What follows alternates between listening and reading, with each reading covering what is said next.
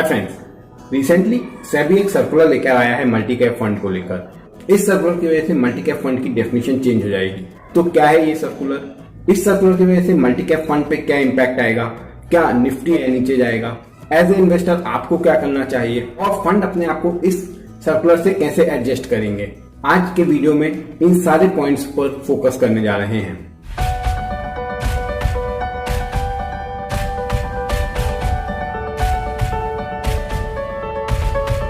Circular को समझने से पहले थोड़ा सा बैकफ्लैश में चलते हैं और कैटेगराइजेशन को समझते हैं।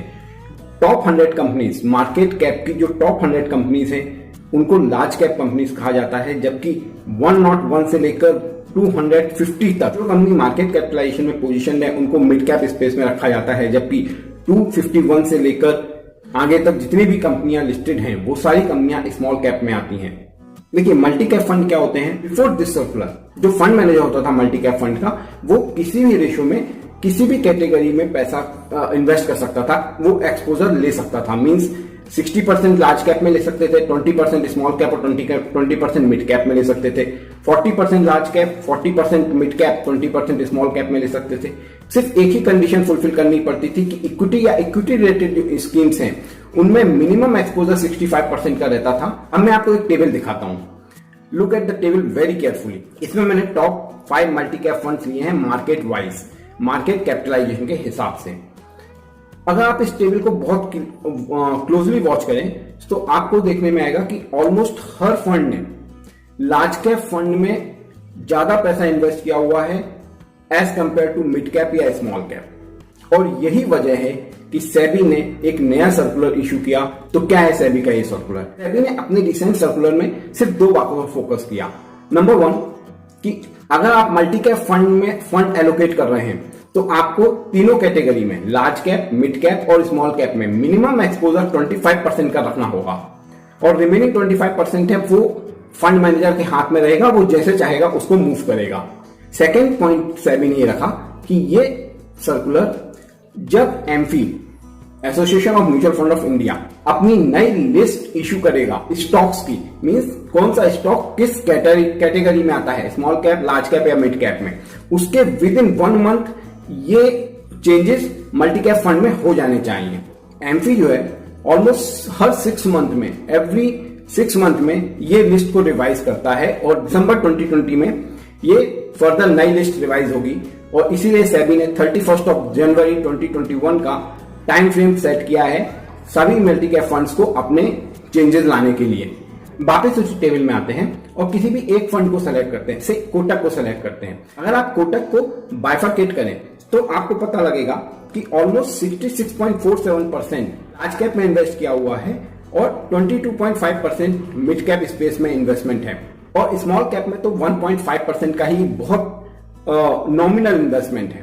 अब सेबी के सर्कुलर के बाद इस फंड को अपने अंदर जो चेंजेस लाने होंगे, इनको अपना एक्सपोजर जो है लार्ज कैप में 67% से रिड्यूस कर 25% या 50% मैक्सिमम लेके आ सकते हैं और स्मॉल कैप में 1% से बढ़ाकर इनको 25% करना होगा और वहीं मिड कैप में 22.5 से इंक्रीज कर 25% करना होगा। इसका मतलब यह है कि फंड को काफी ज्यादा रीएलोकेशन करना होंगे। अगर हम इस फंड के एयूएम को देखें तो विच इज अबाउट 27,000 करोड़ और उसमें से अगर हम इंटरनल बाइफरकेट करें तो 67% जो है वो अप्रोक्सीमेट 17,000 करोड़। अगर ये 67 से रिड्यूस करके उसको 50% भी लाते हैं तो भी एक काफी बड़ा चंक जो है वो इनको निफ्टी के लार्ज कैप स्टॉक्स मींस मेज ऑफ द निफ्टी स्टॉक्स, उन निफ्टी स्टॉक्स में से इनको आउट करना होगा और इसी तरह मिड कैप और स्मॉल कैप से फंड इनफ्लो होगा। तो ओवरऑल देखें तो अगर इंडिविजुअल फंड की बात करें तो यस, वहां पे थोड़ा सा इंपैक्ट देखने को मिल सकता है। इस फंड के पास नाउ अब क्या ऑप्शंस अवेलेबल हैं? देखिए, या पहला ऑप्शन तो यह है कि सिंपली एक सेबी के सर्कुलर को फॉलो करें और अपनी होल्डिंग्स को 25 प्लस रिमेनिंग 25 को जहां भी एडजस्ट करना चाहे वो कर लें। दूसरा ऑप्शन इनके पास क्या आता है? दूसरा ऑप्शन ये आता है कि ये अपने आप को, क्योंकि इनका लार्ज कैप फंड में ज्यादा एक्सपोजर है, तो अपने आप को ये लार्ज कैप कैटेगरी के फंड में स्विच कर लें। बट इन 2018 सेबी ने एक सर्कुलर इशू किया था जिसपे सेबी ने कहा था कि किसी भी फंड हाउस का एक कैटेगरी में एक ही फंड होगा तो ऑलरेडी कोटक के पास एक लार्ज कैप फंड है, तो ये दूसरा लार्ज कैप फंड उसमें ला नहीं सकते। तो उस केस में इनको दोनों लार्ज कैप फंड को आपस में कोलैबोरेट करना होगा, आपस में मर्ज करना होगा, और ये बिल्कुल पॉसिबल है। थर्ड सिनेरियो जो इनके लिए बनता है, ये वैल्यू फंड में अपने आप को स्विच कर लें, वैल्यू फंड की कैटेगरी में अपने आप को स्विच कर लें, जिस पर इस सर्कुलर का इनके ऊपर कोई इंपैक्ट नहीं होगा। ये फंड हाउस की अपनी स्ट्रेटेजी हो सकती है। फंड हाउस क्या करेगा, ये फंड हाउस के ऊपर छोड़ देते हैं।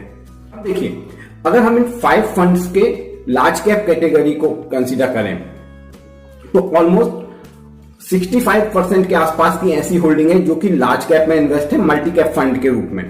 तो अगर हम ओवरऑल एयूएम देखें इंडस्ट्री का, तो उसके कंपेयर में ये फंड जो है, ये फंड की जो साइज है वो बहुत छोटी है, इसलिए मार्केट में इसका बहुत इंपैक्ट होगा ऐसा कुछ नहीं है। मार्केट अपनी मूव अपने आप डिसाइड करता है, मार्केट हमेशा आगे के लिए प्रेडिक्शन लेते चलता है।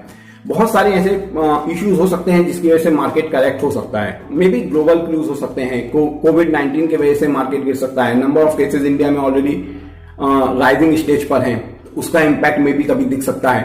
But as a market participant मुझे बहुत ज्यादा फील नहीं होता कि इस सर्कुलर का मार्केट पर, निफ्टी पर कोई बहुत बड़ा इंपैक्ट आएगा। मे बी 1-2-3% मार्केट करेक्ट हो सकता है, but for the long term इसका कोई इंपैक्ट नहीं दिखेगा।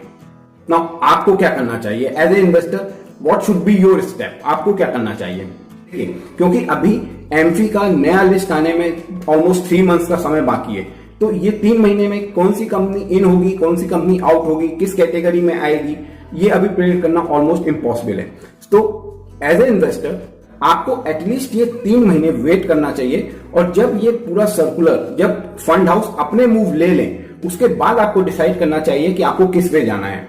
मे बी इसी कैटेगरी में बने रहना है, यदि कोई फंड मर्ज होता है तो लार्ज कैप कैटेगरी में जाना है या नए मल्टी कैप फंड में स्विच होना है, ये आप बाद में डिसाइड कर सकते हैं।